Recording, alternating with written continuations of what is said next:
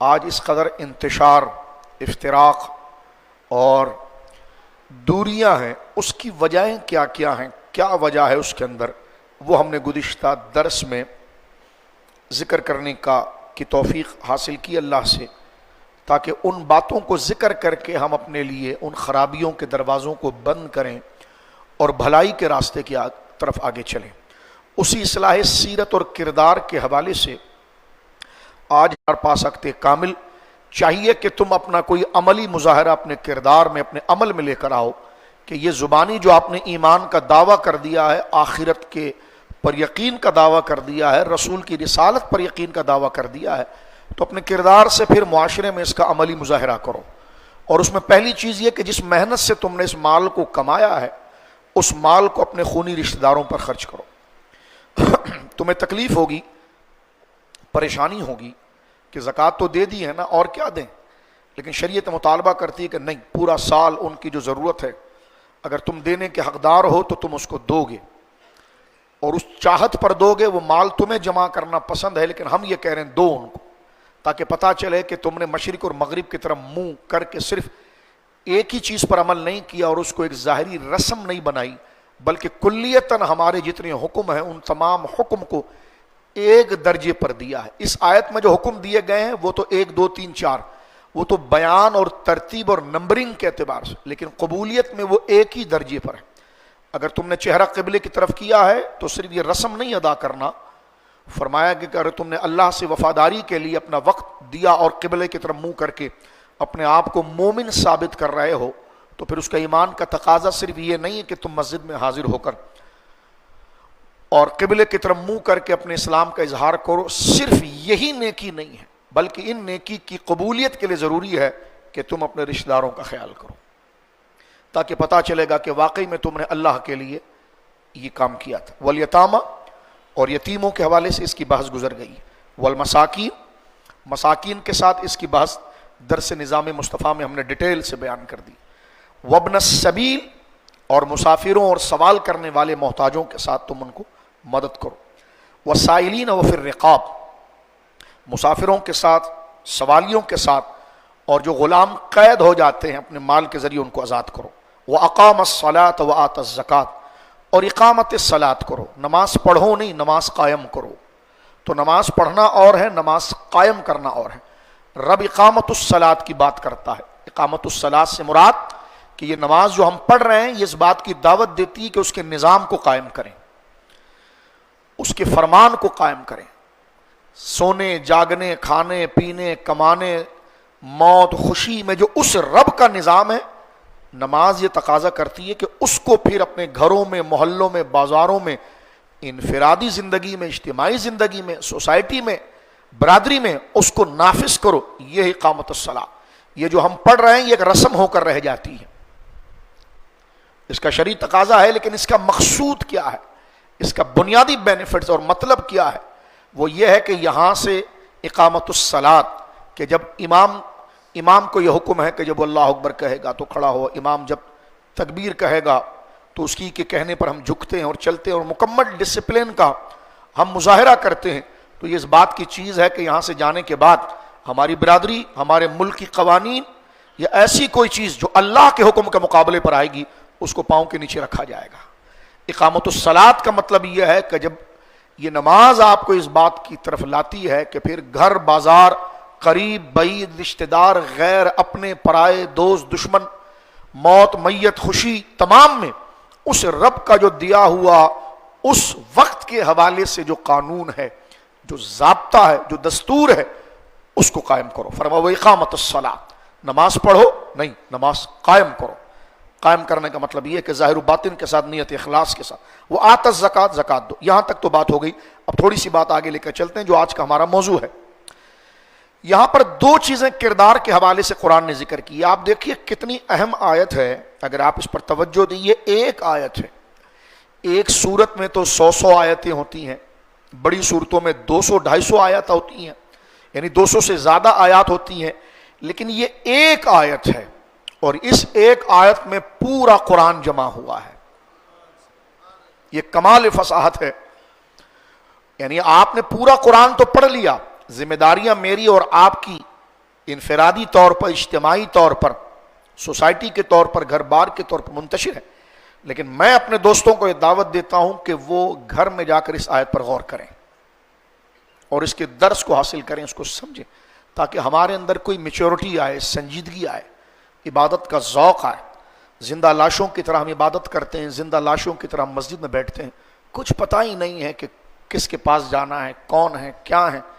Face بک پر بیٹھ کر ہم جہاد پر پوسٹیں کر رہے ہوتے ہیں، سمجھتے ہیں کہ جناب یہ جہاد ہو گیا، لوگوں کو گالیاں دے رہے ہوتے ہیں کہ تم نکلو، وہ نکلے، وہ اعلان کرے، وہ جہاد کا فتویٰ دے، فلانا۔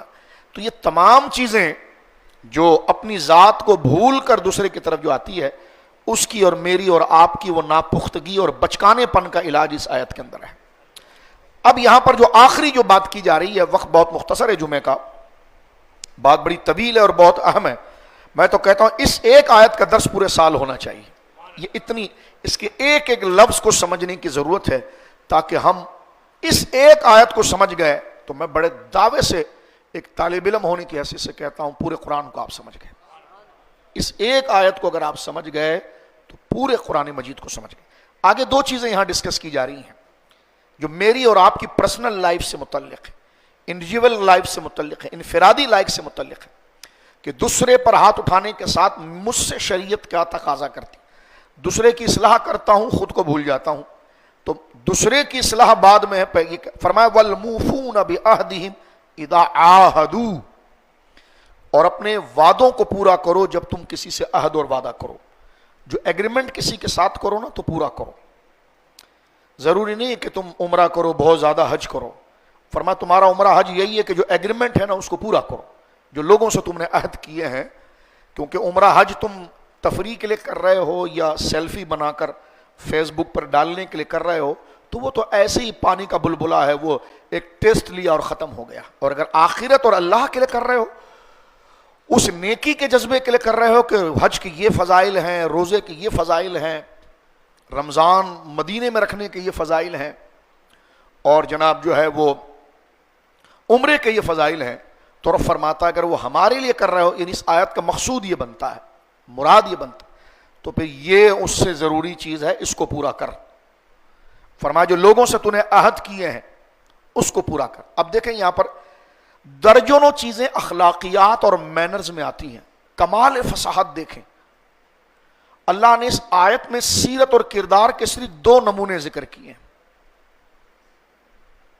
نہ سچ بولنے کا ذکر کیا یہاں پر، نہ شرم و حیا کا ذکر کیا یہاں پر، نہ پورے تولنے کا ذکر کیا یہاں پر، نہ گواہی کا ذکر کیا۔ یہ سارے اخلاقیات ہیں نا، کردار ہے۔ ایک لمبی فہرست ہے اخلاقیات کی، اور ایک جو ہے وہ لمبی فہرست ہے میرے دوستو بزرگوں اس چیز کی۔ لیکن آپ دیکھیے اس آیت میں اترنے کی ضرورت ہے کمال کی، کہ رب نے سب چیزوں کو علاوہ صرف دو چیزیں ڈسکس کی ہے، کہ اپنا وعدہ پورا کرا کیا ہو، ایگریمنٹ اپنا پورا کرو، والصابرین فی البأساء والضراء وحین البأس، اور تکلیف ایک، سختی دو، حالت جنگ تین، ان تین امور میں صبر کرو۔ نہ یہ شکر کا ذکر کیا، نہ حیا کا ذکر کیا۔ سوچیں اس بات کو، یہاں مفسرین یوں سمجھ لیجئے کہ قلم کو دانتوں میں پھنسا کر بیٹھ گئے کہ یہاں پر سیرت میں یہ دو چیزوں میں ایسی کیا خاصیت ہے، ہمارے کردار کا ان دو چیزوں سے کیا تعلق ہے، کہ نہ یہاں پر یہ کہا کہ سچ بولو، نہ یہ کہا کہ حیا سے کام لو، نہ یہ کہا کہ والدین کے حقوق ادا کرو، نہ یہ نہیں ڈسکس کی، صرف دو چیزیں اس آیت میں ذکر کی۔ ایگریمنٹ پورا کیا کرو، جس سے وعدہ کرو اس کو پورا کرو، اور تکلیف میں ایک، سختی میں دو، جہاد میں تین، ان تین امور میں صبر کیا کرو۔ یہ دو چیزیں ہی ہماری پورے کردار کی لمبی فہرست اور اخلاقیات کی لمبی انڈیکس میں سے صرف ان دو چیزوں کو کیوں چوز کیا گیا ہے، یہ بہت معنی خیز ہے۔ اور فرمایا جنہوں نے اس کو پورا کیا، یہ ایک سوال میں کھڑا کر رہا ہوں یہاں پر تاکہ میرے اور آپ کے اندر یہ جستجو پیدا ہو۔ بھائی اگر ایگریمنٹ پورا کرنا عہد ہے تو ماں باپ سے پورا کرنا اخلاقیات نہیں، شرم و حیا اخلاقیات نہیں، صبر جناب جو ہے وہ عز و انکساری یہ نہیں ہے، پورا تولنا نہیں ہے، گواہی نہیں ہے، کسی چیز کو ڈسکس نہیں کیا، دو چیزوں کو ذکر، عہد پورا کرو، صبر کرو، بس اسی میں پوری کائنات ہے، اور یہ اصل میں پورے مینرز کی بنیاد ہے۔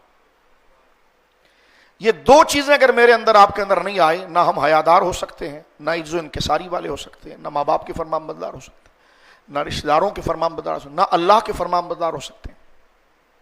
یہ دو چیزیں جس کے اندر آ گئیں تو اللہ کہتا اولئک الذین صدقوا، یہی وہ لوگ ہیں جنہوں نے اللہ سے کیا وہ وعدہ جو قبلے کی طرف منہ کر کے کرتے ہیں سچا کر دیا۔ وَأُولَئِكَ هُمُ الْمُتَّقُونَ، اور اللہ کہتا ہے یہی ہے متقی۔ اب لاٹھی لے کر شر سے لے کر غرب تک ڈھونڈ رہے ہو کہ متقی کون ہے، فرمایا یہ ایک آیت میں بتا دیا گیا ہے کہ متقی کون ہے، فرمایا ان اکرمکم عند اللہ اتقاکم۔ خیر اس پر لمبی گفتگو ہو سکتی ہے اور اپنے آپ کو مجرم یقین کر کے قدرت کے سامنے تلافی کے لیے پیش کیا جا سکتا ہے، لیکن میں صرف یہاں یہ سوال اٹھا رہا ہوں کہ سیرت و کردار کے صرف یہ دو ہی جز کو کیوں ذکر کیا گیا؟ غور کریں، آج میرے اور آپ کے اندر سب سے بڑا فساد یہی ہے۔ والموفون بعہدہم، پھر سن لیجیے، والموفون بعہدہم اذا عاہدوا، اپنے عہد کو پورا کرو، اپنے وعدے کو پورا کرو جب تم سے وعدہ کیا جائے۔ علماء نے لکھا ہے کہ عاہدوا نے بتایا کہ وعدہ کرتے وقت، یعنی یہ والموفون بعہدہم کے بارے میں فرمایا یہ ایفا ان سے بنا ہے جس کا مادہ ہے وفا، اور وفا کا معنی ہے پورا ہونا، تمام ہونا، یعنی پورا کرنا، تمام کرنا۔ ابھی تو ہم نے اس پر سوال قائم کرنے کے لیے آیت کے آگے اپنے گھٹنوں کو ٹیک کر شاگرد بن کر اس آیت کو سمجھنے کے لیے ہم نے اس کی ایک فصل کو سمجھ لیا۔ یہاں پر جواب یہ بنتا ہے کہ سیرت و کردار میں، ہمارے کردار میں، ہمارے مینرز میں توجہ کیجیے، یہ دو چیزوں ہی کو کیوں ذکر کیا گیا ہے؟ یعنی ایفائے عہد، عہد کو پورا کرنا، جس سے تم وعدہ کرو اس کو پورا کرو، اور دوسری چیز صبر ہے۔ اس کا جواب علماء یہ دیتے ہیں کہ دراصل جس طرح کھانے کے اندر کئی چیزیں مکس ہوتی ہیں تو بڑا لذیذ سالن بنتا ہے، لیکن اس کے لیے ایک باؤل ہوتا ہے، ایک پیالہ ہوتا ہے، ایک ظرف ہوتا ہے جس میں وہ ساری چیزیں آ جاتی ہیں۔ تو ہماری پوری زندگی جس برتن میں جمع ہوتی ہے نا، وہ ایفائے عہد ہے۔ سچائی بھی اسی میں آئے گی، شکر بھی اسی میں آئے گا، حیا بھی اسی میں آئے گی، صداقت بھی اسی میں آئے گی، لوگوں سے لین دین، گواہی، انسانیت پوری اس ایک برتن کے اندر آتی ہے۔ اور دوسرا برتن جو ہے وہ صبر ہے، یعنی ہماری زندگی کی ساری خوبیاں ایک نیک انسان کے لیے، انسان ہونا کمال نہیں، انسانیت کو پانا کمال ہے۔ انسان اگر اپنے سے انسانیت کو دور کر دے تو وہ درندہ ہے۔ انسانیت وہ مینرز ہیں، وہ اخلاق ہیں، وہ ہدایات ہیں جس کو لا کر وہ فرشتوں سے آگے نکل جاتا ہے اور کمال پاتا ہے۔ تو اس کے لیے آگے بڑھتے ہوئے یہ ہمارے لیے دو برتن سمجھ لیجئے جس میں ہم قیمتی چیزیں ہر قسم کی جمع کر سکتے ہیں۔ ان کو رکھیں گے تو الگ الگ، لیکن ان کے لیے ایک باؤل یا باکس لے کر آئیں گے تو کئی چیزیں ایک باکس میں، ایک بیگ میں جمع ہو جاتی ہیں۔ تو اسی طرح اخلاقیات کے دو بیگ سمجھ لیجئے آپ، جس میں ہماری ساری خوبیاں، سارے کمالات جو پورے قرآن میں منتشر ہیں، حدیث میں ہیں، سیرت کی کتابوں میں ہیں، تصوف میں ہیں، طریقت میں ہیں، حقیقت میں، تمام آ کر جو جمع ہوتے ہیں یہ دو میں جمع ہوتے ہیں۔ ایک ہے ایفائے عہد، جس سے ایگریمنٹ کرو تو پورا کرو، اور ایک ہے صبر۔ اس کے بارے میں علماء نے یہ بات لکھی ہے کہ چاہے وہ ایگریمنٹ کسی کے ساتھ تحریری ہو، یا وہ زبانی ہو، یا وہ تعلق اور ایگریمنٹ عہد کسی رشتہ دار کے ساتھ ہو، خواہ وہ اعلانیہ ہو یا پوشیدہ ہو، چاہے وہ اللہ کے ساتھ ہو، رسول کے ساتھ ہو، ماں باپ کے ساتھ ہو، بچوں کے ساتھ ہو، کنبوں کے ساتھ ہو، خاندان کے ساتھ ہو، پڑوسی کے ساتھ ہو، اہل محلہ کے ساتھ ہو، استاد کے ساتھ ہو، شاگرد کے ساتھ ہو، نوکر کے ساتھ ہو، مالک کے ساتھ ہو، ملک کے ساتھ ہو، قوم کے ساتھ ہو، ہر ایک کے ساتھ کوئی نہ کوئی ہمارا ظاہری اور خاموشی ایک رشتہ ہے جس میں ہم بندھے ہوئے ہیں، اس کو پورا کرو۔ اب یہ پورا ورق، یہ نہیں کہ صرف دفتری، پورا جس کے ساتھ تم خاموشی سے یا اعلانیہ جڑے ہوئے ہو تو اس کو پورا کرو۔ فرمایا کہ والموفون بعہدہم اذا عاہدوا، تم نے جن کے ساتھ عہد کر لیا ہے اس عہد کو تم ان کے ساتھ پورا کرو۔ یعنی یہاں پر یہ کہا گیا ہے سمجھانے کے لیے کہ عہد کو پورا کرنا، ایگریمنٹ کو پورا کرنا، کسی کے ساتھ کسی ایگریمنٹ اور وعدے کو پورا کرنا، یہ اصل میں حقوق کی روح ہے. اگر عہد کو پورا کرنا چھوڑ دیں تو یہ جو حقوق ہمارے ساتھ جڑے ہوئے ہیں، اس حقوق کی جو تسبیح کی تاریں کی طرح ان کی گنتیاں ہیں، ماں باپ ہیں، رشتہ دار ہیں، پڑوس ہیں، محلے والے، ملک ہے، وطن ہے، قوم ہے، بچے ہیں، ہم ہیں، غریب ہیں، امیر ہیں، یہ جو دانے ہیں حقوق کے، یہ جس تسبیح کے اندر جا کر ایک بنتے ہیں وہ ایفائے عہد ہے. تو یہ وہ برتن ہے، ایفائے عہد، اپنے کیے ہوئے وعدے کو گویا کہ پورا کرو. اس میں دوسری جہت ہے. عموماً ہم نمازوں میں مکمل نظر آتے ہیں، روزے میں مکمل نظر آتے ہیں، زکوٰۃ میں مکمل نظر آتے ہیں، حج میں مکمل نظر آتے ہیں، لیکن یہ آیت آگے تقاضا کر رہی ہے دو بنیادی چیزوں کا، ایک ایفائے عہد کا، ایک صبر کا. کیونکہ ہم نے شریعت کی یا دین کی کسی ایک بات کو پابندی سے پکڑ لیا ہے، اور اسی درجے ہی کی دوسری بات. مثلا غور کریں، نماز کیوں نہیں چھوڑتے جناب؟ ارے مولانا صاحب نماز کیسے چھوڑیں گے ہم، نماز تو فرض ہے. تو سچ بولنا کیا ہے، حیا کرنا کیا ہے، والدین کے حقوق کیا ہے، یہ بھی اسی درجے کے فرض ہیں. لیکن کبھی ہم نے غور کیا؟ اچھا نماز چھوڑنا کیا، یہ حرام گناہ کبیرہ، تو جھوٹ بولنا کیا ہے، کم تولنا کیا ہے، غیبت کیا ہے، بے شرمی بے حیائی کے کام کیا ہے، اکیلے میں بیٹھ کر الیاذ باللہ گندی چیزیں آنکھوں سے دیکھنا وہ کیا ہے. تو ایک چیز کو ہم نے پکڑا یہودیوں کی طرح، جو قرآن نے یہاں پر کہا کہ ہرگز یہی نیکی نہیں کہ تم قبلے کی طرف منہ کرو، مشرق یا مغرب کی طرف، بلکہ نیکی یہ ہے کہ ان حقوق کو ایک ہی لائن میں ادا کرو. تو گویا کہ یہ آیت ہمارے اندر موجود جو بہت بڑے بڑے گڑھے اور شغاف ہے اس کو بتا رہی ہے مرنے سے پہلے. فرمایا جو نیکی کر رہے ہو وہ اس گڑھے سے نکل کر باہر چلی جا رہی ہے، وہ رک ہی نہیں رہی ہے، کیونکہ اس کے آنے کی تو جگہ اس کو سیو کیسے کرو گے. اس آیت میں ذکر کیا گیا کہ جب مکمل طور پر تمہاری عبادات کے ذخیرے اور بیگ کے اندر کوئی سوراخ نہ ہو، اور قبر کے اندر جب حوالہ کرنا ہو تو وہ خالص چیز مکمل وہاں پر پہنچے، تو وہ ایک چیز سے نہیں ہوگی بلکہ تمام اس کے ذریعے. اور مین چیز جو ہے جس سے ساری نیکیاں بہہ کر نکل جاتی ہے، اور یہ سمجھیے کہ ایمان تک معاذ اللہ آخر میں نہیں رہتا، اگر صبر نہ ہو تو ایک گڑا پڑ جائے گا، اور ایفائے عہد نہ ہو. ایفائے عہد سمجھتے ہیں آپ؟ عہد کو پورا کرنا، وعدے کو یہ نہ ہو. یہ اتنے بڑے بڑے شغاف ہے، یہ مرنے سے پہلے نماز کی نیکی کو بھی بہا دیتے ہیں، ختم، کچھ بھی نہیں، اعمال میں کچھ بھی نہیں.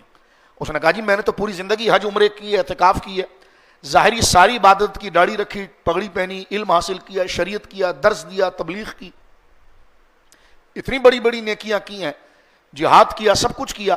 تو یہ نیکیاں ہیں سالڈ، لیکن یہ رکتی کب ہے کہ جب وہ بیکٹ کے اندر کوئی سوراخ یا ہول نہ ہو.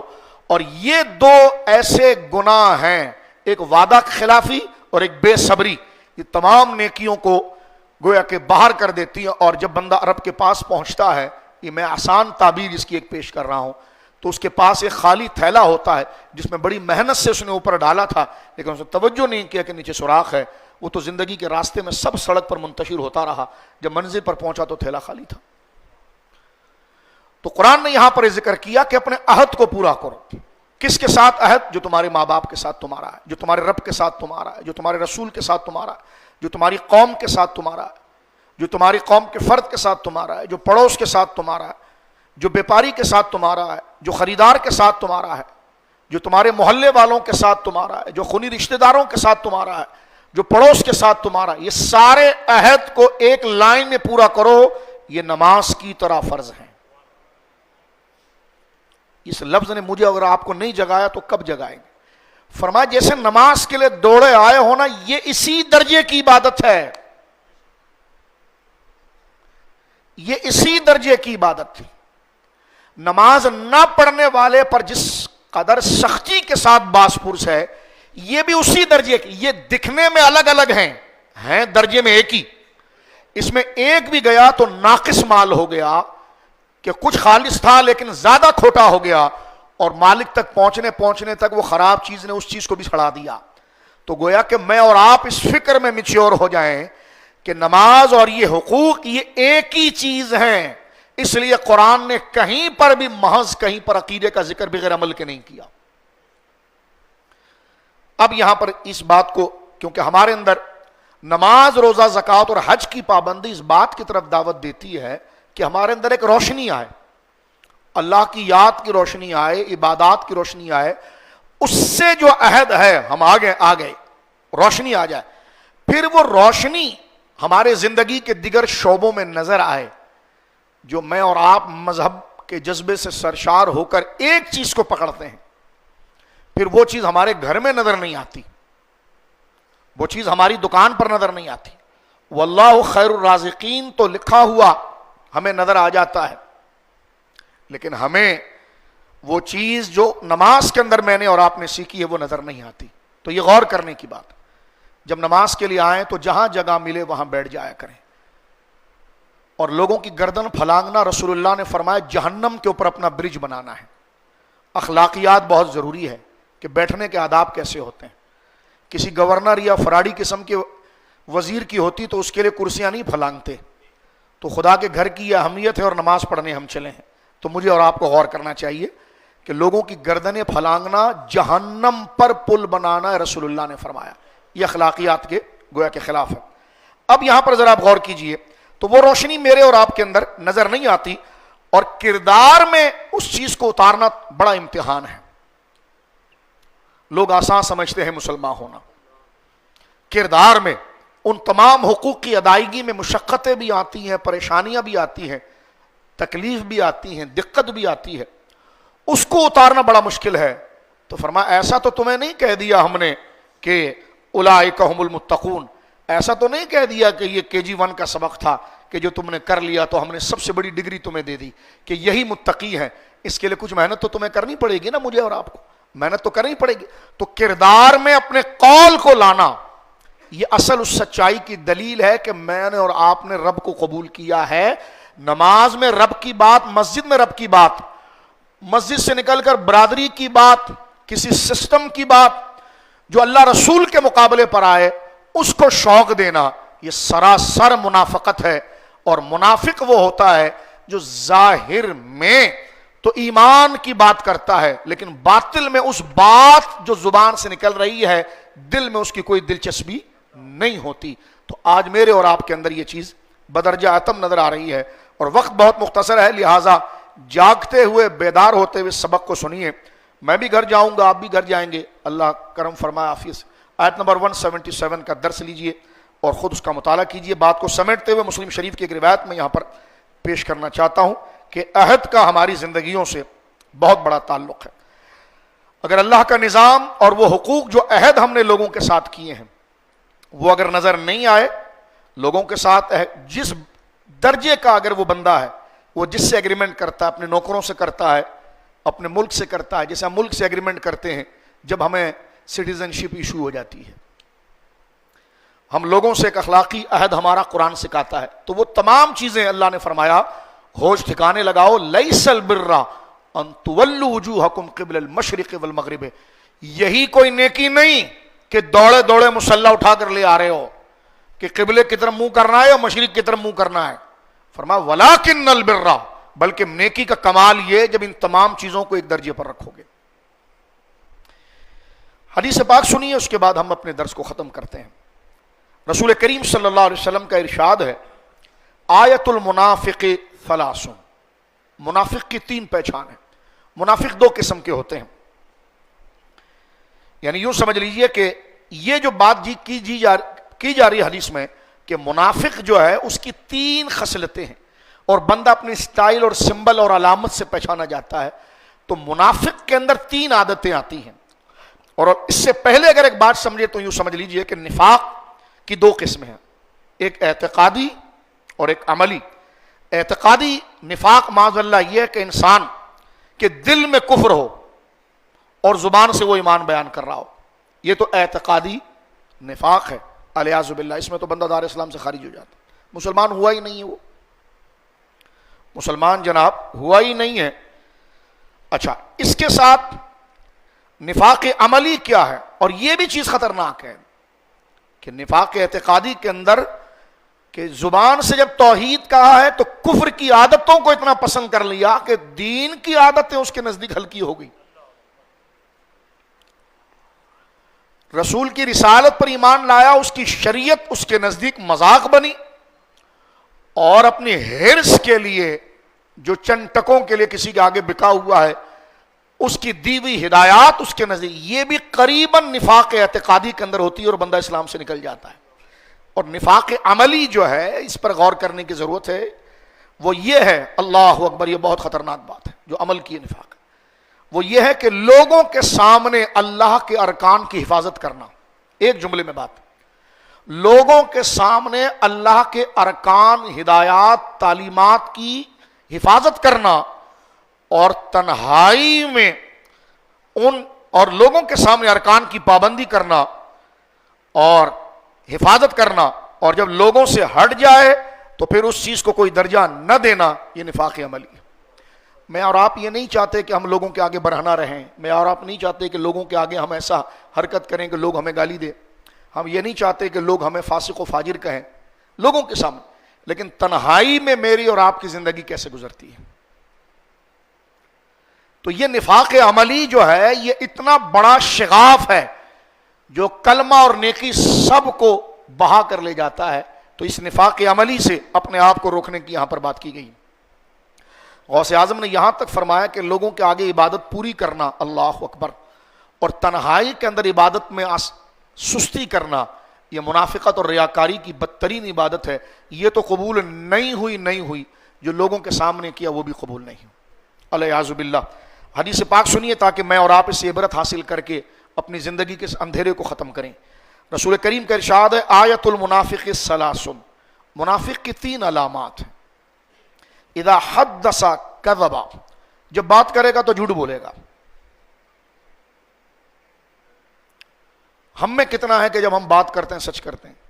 یہ منافق کی علامت یہاں پر ذکر کی گئی، اور وہاں پر بتا دیا گیا ہے کہ تقوی کے بغیر مغفرت نہیں ہے، اور تقوی کی ضد جو ہے یہ نفاق ہے۔ فرمایا حضور سید عالم نے، آیت المنافق ثلاث، منافق کی 3 علامت ہے۔ اذا حدث کذب، جب بات کرے گا تو جھوٹ بولے گا۔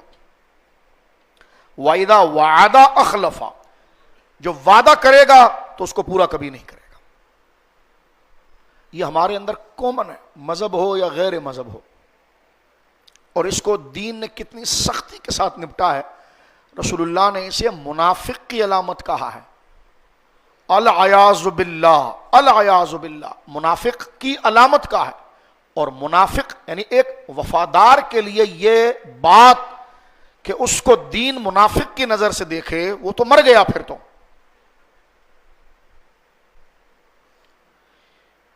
یعنی اس کو اس کا آقا غدار کی نظر سے دیکھے، ظاہری صورت اس کی پوری وفاداری والی ہو، اور وہ وفاداری کا جذبہ بھی رکھتا ہے، لیکن اس کے اندر کچھ علامات ایسے ہیں کہ اس کا باس اور اس کا وہ محبوب اس پر اعتماد نہ کرے، تو ایک وفادار تو مر گیا۔ اس کی زندگی تو یہ تھی کہ میرا آقا مجھ پر اعتماد کرے، دے کچھ نہ، بس ایک اعتماد کی میٹھی نظر سے دیکھ لے تو مجھے سب کچھ مل گیا۔ تو ایک وفادار، ایک باحیا شخص کے لیے سب سے بڑی چیز یہ ہے کہ اس کو اعتماد کی نظر سے اس کا باس دیکھیں، اس کے قریبی لوگ دیکھیں، اس کے بچے دیکھیں، اس کی بیٹی اس کو دیکھیں، اس کا بیٹا اس کو دیکھیں، اس کے دوست اس کو دیکھیں، اس کے استاد اس کو دیکھیں۔ یہ حیادار شخص کی علامت ہے۔ اور رسول کریم فرماتے ہیں، خود کہتے ہیں، آیات المنافق ثلاث، دھوکے باز آدمی، دوغلے آدمی کی 3 نشانی۔ فرمایا اذا حدث کذب، جب بات کرے گا تو جھوٹ بولے گا، کسی سے بھی، خدا سے بھی جھوٹ، الیاذ باللہ، رسول اللہ سے بھی جھوٹ، الیاذ باللہ، ماں سے بھی جھوٹ، باپ سے بھی جھوٹ، پڑوس سے بھی جھوٹ۔ یہ تو عام ہے، یہ تو جناب جو ہے وہ عام ہے۔ پڑوس سے بھی جھوٹ، تجارت میں بھی جھوٹ، جتنی کہ لایا اس سے 100 گنا بڑھا کے قسم کھائے گا خدا کی اس پر، اور پھر رمضان مدینے شریف میں کرے گا اس امت، اور پھر اتنا بڑا ڈھیٹ اور کمینہ ہوگا کہ رسول اللہ کی جالی کے سامنے 10 منٹ کھڑا بھی رہے گا۔ تیری وحشتوں سے اے دل مجھے کیوں نہ آر آئے، تو انہی سے دور بھاگے جسے تجھ پہ انہیں ڈھٹائی کی انتہا دیکھی ہے۔ اتنا سخت دل آدمی ایمان لے جا سکتا ہے کہ اس کو پتہ ہی نہیں کہ وہ گناہ پر گناہ بدترین مظاہرہ کر رہا ہے، لیکن خود کو پارسا سمجھ رہا ہے۔ رسول اللہ کی جالی کے سامنے کھڑا ہو جاتا ہے، درود شریف پڑھتا ہے، سیلفی بھی اتارتا ہے، لوگوں کو فخر سے بتاتا ہے، مجھ پر کرم ہو گیا میں مدینے چلا. یقیناً کرم ہوتا ہے مدینے جاتا ہے, لیکن وہ نیت لے کر جو تو جا رہا ہے, عمل کے ساتھ جا رہا ہے. رسول اللہ مجھے اور آپ کو یہاں پر کیا کہہ رہے ہیں؟ فرمایا اذا حدث کذب, وہ دوغلا ہے, منافق ہے عملی طور پر, کہ جو بات کرے الیاذ باللہ تو جھوٹ بولے. یہی بات ہماری زندگی میں ہمیں دین بتا رہا ہے. کل قیامت کے دن میں اور آپ حضور کے چہرے کے سامنے شفاعت کے لیے جائیں اور حضور یہ جملہ کہہ دیں کہ نہیں فرشتوں اس کو پیچھے کرو, یہ دوغلا ہے.